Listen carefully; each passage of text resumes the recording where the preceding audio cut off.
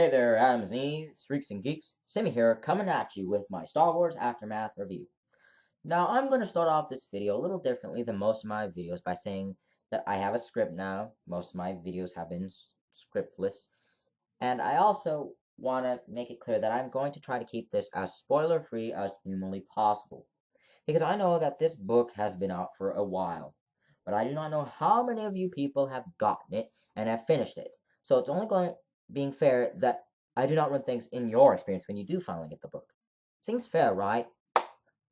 Alright, so I'm going to give you a small little rundown of this book by saying that it came out on Force Friday, but I bought it the day after, and I had been taking my time to read it because I wanted to really gather my own thoughts and opinions about this book, being that it is part of the new canon, the second Star Wars book that I've read.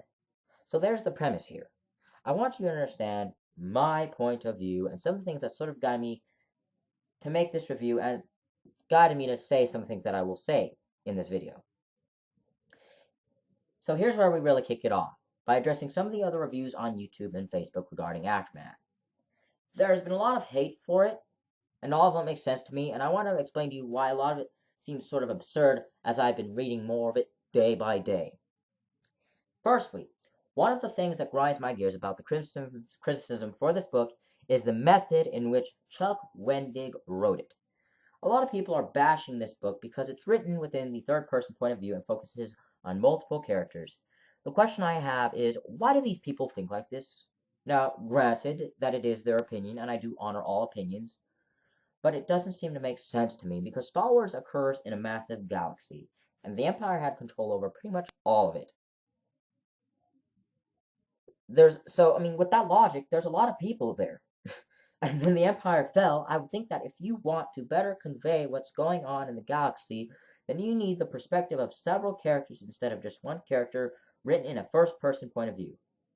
Matter-of-factly, I think that is one of the beautiful parts of this book.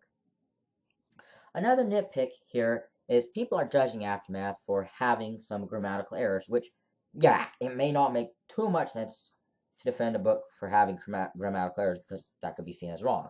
But there's a reason why I defend it. Because if you think about it, a guy like Wendig had to work on a high-profile title like Star Wars, where there were presumably deadlines that you had to meet, finish this chapter at this time, and then move on to this interlude at that time. And that can be pretty stressful. And I really like to think that everyone should let him slide, because Aftermath isn't the first book to be like this. As someone who once dreamed of being a writer, I know firsthand that no matter how many people look at your writing during the ending phase, and all this process to finishing the book, there will always be something that gets missed. A small missing period, a weird apostrophe that maybe shouldn't be there or was never there in the first place. Heck, I could even use a simple book like Harry Potter and the Half-Blood Prince as an example, because as I read that book, I spotted about 4 to 5 errors. There's obviously some more that I probably missed. So, what's that point in really criticizing him for it? Especially if you maybe have not been in that exact seat writing this stuff. I guarantee you that in college or in high school, there was probably a small error you missed. And your professor may have missed it too. So that's my opinion on the nitpicks for this book and how they've guided me. So, what are my favorite things about this book? What made it enjoyable to me? Well, I really like how this book takes place after the events of Return of the Jedi, because you are getting a peek at what I feel was definitely a whole new galaxy with a darker political climate to it. The Empire has fallen, pretty much. They're weaker. Darth Vader is dead, and so is the Emperor, and the looming question that I feel serves as a basis for the first book is this: what lies ahead for the Empire? And I think that the question is properly answered by the fact that there are scattered Imperial forces, all these little opportunistic Imperial factions who feel that they know what is best for preserving the glorious galactic empire. This intense political debate between all these scattered factions really is showing you what ultimately would give way for a military group like the First Order to rise by the time the events of Star Wars The Force Awakens occurs. The seeds are being planted, and I think that's a really brilliant way to do it. And in continuation of that point, I also really like how this book doesn't necessarily lead straight into Star Wars Episode 7, The Force Awakens. Instead, it poses as building blocks for a bridge that would gradually lead into that film. You are seeing the start of a new foundation that will not only make the new canon more understandable, but make the new trilogy more enjoyable. With that being said, I think that it is very safe to say that the Aftermath trilogy is serving the exact same role that Star Wars Episode 3 Revenge of the Sith did, as it sets up for the events of A New Hope. Now, it may seem weird that I'm defending a prequel film, but I think Revenge of the Sith is probably the #1 best in the trilogy for the prequels. Wow! It seems like I may like this book more than most of the haters did, and I am totally ignoring the flaws. Or at least that is what a lot of people have told me whenever I bring up even a small tidbit of the book. I can assure you, geeks, that that is 100% inaccurate. I found some flaws in this book, and they didn't necessarily detract from the book to the point that I wanted to trash it out. So what did I dislike about this novel?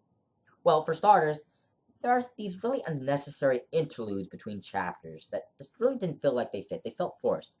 They're like 3 pages long, and they just repeat what already happened or will happen, and they serve kind of like as a forced transition to a new character. Like from Wedge Antilles to Jazzy Mari. I believe that's how you say her name. They're what made this book difficult to read in the later sections. I mean, I can tolerate them in the beginning, but near the end, they just got really, really, really annoying. Because I really sometimes started to get confused about what the heck was going on here. Like, who is this or what's going on? So, obviously, I kind of do see what Wendig was probably trying to do when he wrote these interludes. He was possibly trying to make it clear to the reader what had just transpired and make it clear who the next chapter was going to transition to. He sadly did fail at that, and I have some advice for Chuck Wendig about how he can better do these interludes in the next 2 books in the planned Aftermath trilogy. Option 1 involves him just completely tossing out the interludes because he might not know how to do them better. He might not see what's wrong with them, but I would hope so with all these reviews that have canned him for it, because I've seen like 2 other reviews about that. Option 2 is maybe not. No, my second option for him is maybe he should not be making them interludes necessarily, but something that better melds with the chapter and puts the character name somewhere in the chapter title. For example, it should be something like Chapter 10, Wedge, or Chapter 20, Jazz. If he had done that, I may have been a tad more patient later on than I was. I also really didn't like some of the rushed writing in certain scenes. What? Rushed scenes? What are you talking about, Simi? Well, this is where it kind of gets spoilery for you guys, and I do apologize for it, but it's the best example that I can think of. In one of the scenes in the book, the character known as Jazz, she is a bounty hunter, and in a very sticky situation with some stormtroopers, she sees it fit to rapidly hop across them using their helmets. Now, why did I perceive this scene to be rushed? Well, if you close your eyes for a couple minutes and you envision the scene, you will see that a lot of it felt like it was happening all at once, instead of in a mild pace, step-by-step procession form of writing. It just was like boom, boom, all at once. And writing, you may see it as fast-paced, but not me. It happens fast, but it still has some step-by-step basis. He didn't have step-by-step with this scene. It also felt kind of out of place and comedic for a scene that was intended to be serious, because there was a chance that stormtroopers were going to shoot in a crowd, as I recall. That chapter was one of the confusing ones because, again, like I said, the interludes kind of throw you off. Wow. I don't know about you guys, but that sure seemed like a mouthful. But it felt totally necessary to get my point across to you. My point is that this book is great. Not excellent, because it really does have its flaws, like any novel, but it's better than a lot of other stories. And I think that, a lot of people will hate this book right now. But when all is said and done with this trilogy of it, I think that people will come to appreciate the finer moments as they happen when the new Star Wars films hits the theaters and they begin to realize how critical Aftermath may have been in establishing this success. So, in short, on a scale from 1 to 10, what would I give Star Wars Aftermath? I would give it a whopping 7.6 out of 10. Would I recommend that you all read it? Abso-friggin-lutely. I want you guys to all race down to your local bookstore, Barnes & Noble, Hastings, wherever it is, and buy it now. It won't be a waste of time unless you're just looking to automatically be negative about it. So that's my review for Star Wars Aftermath.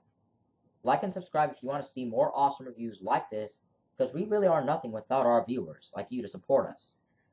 Let me know what you thought about Star Wars Aftermath in the comment section down below.